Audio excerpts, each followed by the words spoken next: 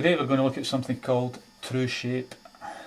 It's sometimes a little bit difficult to describe what true shape is, but if you imagine yourself standing in the middle of a basketball court looking at the hoop at the far end, you're not going to see the circle there. All you're going to see is a line with the net hanging below it. And the only time you'll see a perfect true circle is if you're standing directly below it and looking at it at right angles. Now we've got a similar situation here. We've got a square base pyramid. There's the square base. There's the pyramid shape there.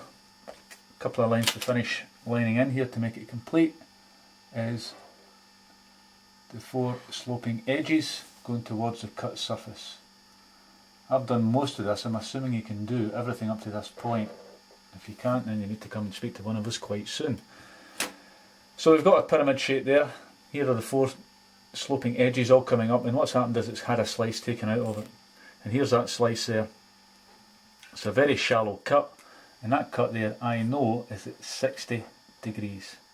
Now what I want to do is look directly at this cut surface at 90 degrees, because this shape here that I look at, that isn't a true shape because that's sloping down towards there. This isn't a true shape because again that's sloping down that way. The only time I can see with this shape here, remember these two are the same surface, the only time I can see the true shape of that is if I look directly at it at 90 degrees. So if my eye is looking in that direction there, I'm going to see it. So how do I do that? Very quickly, I take my set square, that's at 60 degrees, so I need to draw a line at 90 degrees to it.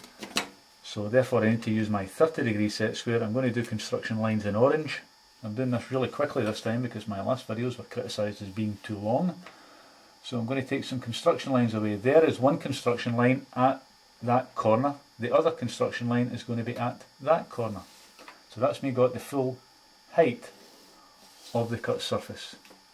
So I know that the cut surface has this height on it because that's me looking at it at 90 degrees. Now I need to know the distances in and out the way. And how I get that is I take them either from the plan or I can take them from the end elevation. But I need some kind of construction line there to help me out. So what I'm going to do is go to my plan and I'm going to draw a datum or a reference line all the way through the centre of the shape. And I'm going to call that line X, X, just so I know where it is. So that line's going through from that front surface all the way through to that back surface there.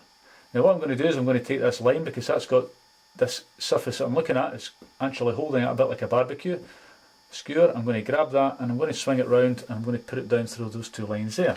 But again it must go at 90 degrees to these lines, so I have to draw it at 60 degrees. I know I'm going dead quick, but if you get any questions you need to come and see me. So there's my datum line there. Remember it's called X, X. Now I've numbered the corners, as you can see, 1, 2, 3, 4. We always tell you to number the corners so we don't get lost. I'm going to have to number these lines coming up here. That line and that line there. Now this line is coming away from corner, if I look down here, corner 3 and 4. This line here is coming away from corner 2 and 1. So again, looking at my datum line, here's 3 and 4 coming up there. 4 is at the back of the datum line, 3 is at the front. So 3 is at the front, 4 is at the back. This line here, looking at my datum line there, here's my datum line again. Remember it's come from here, swung round this way. So 2 is at this side of it, so 2 is there, 1 is at that side there. 1's that side. So I'm nearly there, I'm getting close to having a true shape here. Last thing I have to do is I have to work out how far that corner is away from the datum line, how far away that corner is, then how far away that corner is, and how far away that corner is. And every time I do that it must be at 90 degrees to the datum line. I have to measure at 90 degrees. Which is quite easy because I've got construction lines that are already going at 90 degrees. I've already got those lines in there. So it should be reasonably straightforward. Also the shape's symmetrical, which also helps me. So I'm going to go to corner number 1 because that's the first one. There's my datum line, there's the corner at number 1. Take my compass, put the point in the centre, put the point of my pencil on the cut corner. Go to my construction line, number 1 is here, it's going in that direction, so put my compass point on the datum line, do that there. Now the distance out to number 1 is going to be the same as the distance back that way to number 2. So if I spin this round, There's point number 2. Now again, I'll just make this nice and obvious for you. There you go, 2 big orange dots. Right, number 4 and number 3. Again, do the same thing.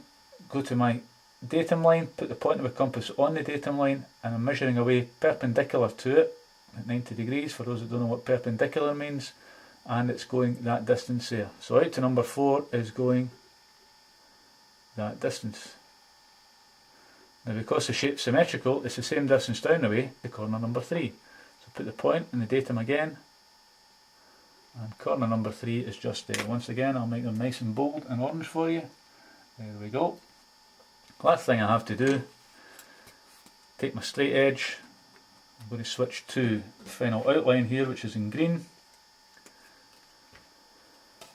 Take my straight edge, and all I'm doing is joining these 4 dots up. That one to that one. This one goes up here.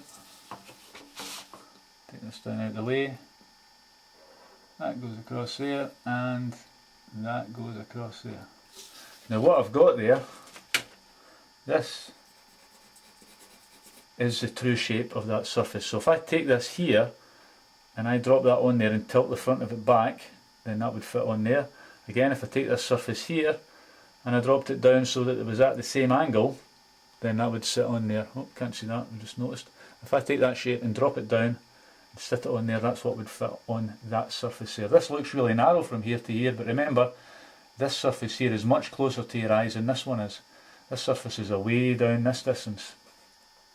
Okay, so again, you're taking this shape here, taking it across, and you're going to sit it on here. Or we could take the surface, bring it down, swing it round, and lie it back on that surface there.